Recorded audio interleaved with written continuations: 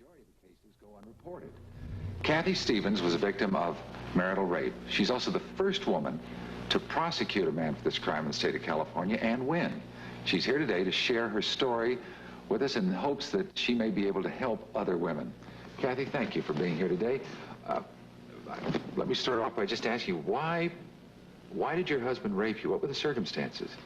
Well, rape, especially spousal rape, is a type of abuse, and he wanted to control me, you know, through the sexual assault.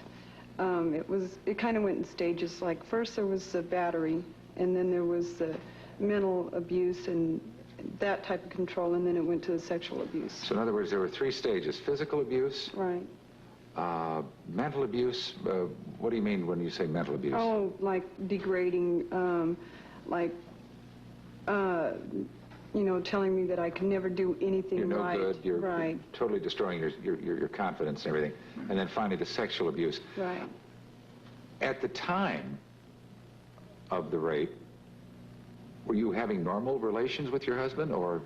Well, it depends on what you call normal. Mm-hmm. You know, he kind of got overactive with his drive. Yeah, and plus when you're getting abuse, you know, the mental abuse, the physical mm-hmm. abuse, it's hard to feel love. Yes. You know, as far as sexual. Did this happen only once? No, it happened 3 times altogether. Over how long a period of time? Oh, a year, about a year. What was your reaction the first time? Well, he told me he'd never do it again, and then he said that, you know, he just said that he'd never do it again, mm-hmm. and I believed him. Do you have children? Yes, I do. I have 3 children.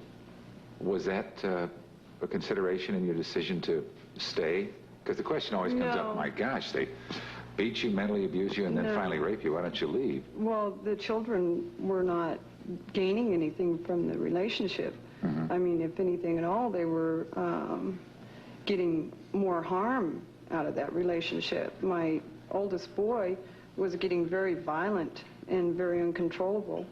By the time I left, you know, I had to bring him out of the violence. You know. Which psychologists say is quite common in abusive situations. Right. So you accepted his plea. He said he wasn't going to do it again. Right. How long after that did the second episode occur? Probably about, I'd say 4 months. Same situation?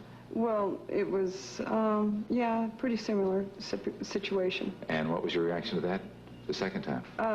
I left. That's the first time I went to a shelter that I went to. Is this a shelter for abused women?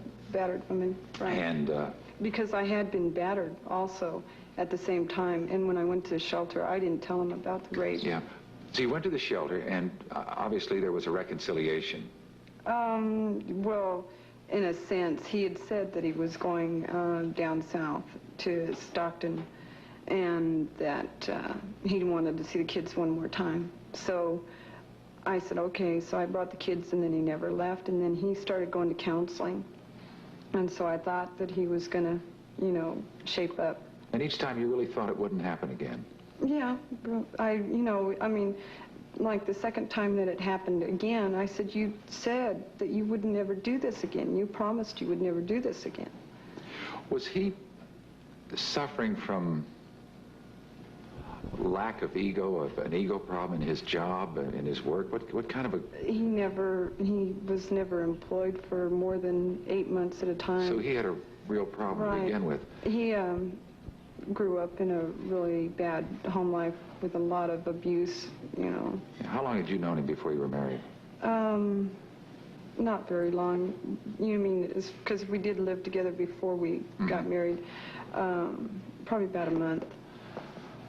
So you really had no idea what kind of relationship it was really going to be. What were the circumstances surrounding his arrest? Because generally, police tend to treat these things as domestic spats and really stay away from them. The officer that handled the case was really excellent because he had worked with the shelter before, and he got the information he needed, you know, real quick, and he sent an officer over and arrested him right on the spot. Because what generally would have happened? What generally does happen? They will take the information, file a report, send it to the DA, and see if the DA will decide to prosecute. So yours was not a typical situation, right. But fortunately, he was arrested in your right. case and charged. What was his sentence? He got 240 days, which is part of a 3-year probation term. And the probation also stipulated that he get counseling. And he was charged with what? With the spousal rape. Spousal rape. The original charges, he pled guilty to the spousal rape. I remember in the Rideout case that was very famous, the couple in Oregon, the first, I guess, known suit for charges of rape, right. That the jury acquitted him, and they said if we'd only been able to charge him with assault, we could do that because we really had trouble with the rape charge. But right. In your case, it worked. Well, because he pled guilty, they had so much evidence. I mean, I told him where everything was. I told him, you know, which room everything was at. Plus, he was passed out in bed at the time, and I told him exactly what he was going to be wearing when they got there, and that's the way everything was. All right, Kathy. We'll take a short pause, and we're going to learn more about marital rape and what its victims can do in just a moment.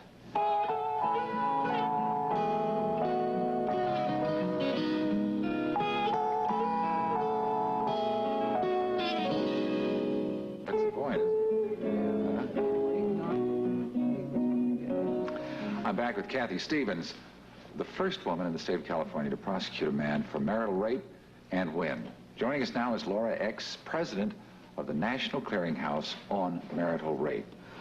Laura, we heard Kathy describe why her husband raped her for control, dominance in the relationship. Is that generally the case? Very much so. It's the same kinds of motivations that you find with any rapist. It's someone who wants to achieve a feeling of power by completely humiliating and degrading and taking over someone else's life for a period of time.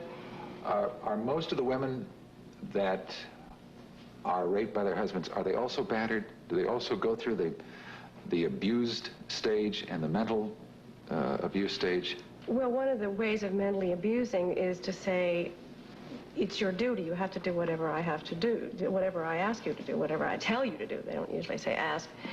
And that's part of it. In other words, to keep badgering them about how they are lesser people, the women that they're married to. Then also, I think there are husbands who have told me, I force my wife because she likes it, that's what his excuse is, but I would never lay a hand on her. I think it's very much part of almost all battering situations. We've found that it's about 80% of the battering syndrome that goes on in apparently 60% of adult women in this country. But there are also husbands who threaten violence, threaten death, or threaten to leave, threaten not to feed the children, whatever. So women submit under a variety of terrible kinds of abuse. It's just easier to submit than take the possibility of the violence. Yes, I think that's the most, you mentioned the Rideout case, and the thing that's most crucial in that case, the defense attorney kept saying that because she submitted to sex after he beat her and that this was regular, that she was into kinky sex, as opposed to understanding that one submits to sex to save one's life. That was the problem with the jury making that determination on whether had it been assault, it would have been much simpler. I should have said that. The jury really had a problem. The judge said he wanted straight acquittal. Or nothing. Or first degree. Okay, first degree is 20 years. And we've reduced our penalties in California in order to be able to get convictions. Why don't most women just leave? Well, I think that question, I hate that question, I have to be honest, because it's a way of saying the wife should be further punished. The punishment really should come to the husband. The society should say, this is something we don't condone. We do not condone violence against anyone in this society. To have a woman get a divorce she has to lose status with her kids, with her religious community, with the PTA, with his family, with her family. We're all women are one man away from welfare. It's definitely, a divorce is a terrible loss for a woman and a trauma for her. And also my concern, if he's a rapist, he's going to do it to other women. We've had several convictions now in the state of California where my favorite is that the last one we just had, the previous wives came up and in the courtroom and thanked the third wife who had finally gotten the man charged. Oh, he had been a repeater, in other words. Yes, well, rapists are. It's the most recidivist, most repeating crime there is. So in other words, if a man will rape his wife, he will rape a stranger? Absolutely. For the same kinds of motivations. This is his own need to have control over other people, and the wife is the most handy one. Well, you know, I guess when I said, why don't most wives leave, that question is more than just what it seems to be on the surface. It's the question everyone asks, I know. Yeah, but it really addresses itself to, it's really black and white at the moment with our laws and everything, isn't it? You either stay there and continue with this, but you or see, you if she leaves, he comes after her, breaks into her house and does it again. At least when she's staying with him, she knows where he is most of the time and is not living in fear. Also, if she has children, the judge will not allow her to leave the state because of his rights to visitation. If the wife is battered, you can't use that as a reason to deny the father visitation to the children. So she is risking her life constantly. It's a total lose-lose situation. A totally what? Lose-lose situation. Yes, if she stays, she's in violent jeopardy, and if she leaves, she's in violent. So what we need are laws. Yes, and a whole change of the way people feel about women. What are the current laws? Well, in 10 states now, I'm happy to say. I ran the campaign in California just 2 years ago, and we were the 5th state to change our law to make marital rape a crime. And now there's 10 as of last week in Florida. That was the most recent one. What do you see the biggest difficulty in establishing marital rape? Kathy's case was obviously aided by the fact that she knew the officer involved. That's true. One of the things that's important is that there be shelters for women everywhere. The shelters and the rape crisis centers are working very closely with educating the police and educating the public. And if you educate the public, then you're educating potential jurors who are notoriously prejudiced against rape victims, always. They shun the woman if they're a woman because of the stigma that only bad girls get raped, even by strangers, and the men identify with the rapists. It's a very hard thing to be. There aren't any other genders to put on juries. So that really is the biggest problem facing us. I think so. It was basic public education, yes. And you have to change the opinions in order to have the public pressure their legislators to change the laws as well. Also, I would assume it would be much more helpful if the police could be a little more sympathetic toward... That's what I mean about rape crisis centers and shelters. It's those women working with the police that begin to change the police attitudes. Or in 3 states, in 3 cities, Oakland, Los Angeles, and New York, we've had to sue the police in order to force them to take the laws seriously, and battery to go out and to deal with those issues on a serious basis.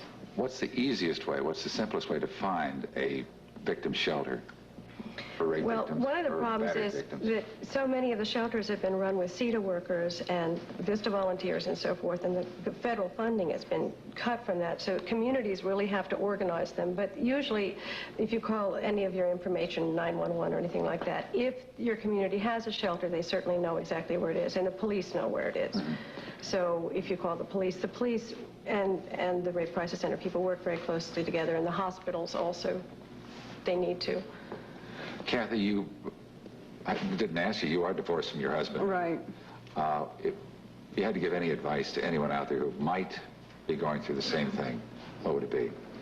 That the situation isn't going to end. You know, even if the husband says, well, I won't ever do it again, it's going to keep happening because he can't control it, and she definitely can't control it. I mean, there's no way she's going to be able to control it. So she needs to get out if she can, you know, through a shelter. Any way that she can get out, she needs to get out. You can't express any more of a need than that. All right. Thank you very much, Kathy. Thank you, Laura. Thank you very much for being with us. If you'd like more information or assistance, you can send a stamped, self-addressed envelope to the National Clearinghouse on Marital Rape, 2325 Oak Street, Berkeley, California, 94708. Thank you again. The world's most expensive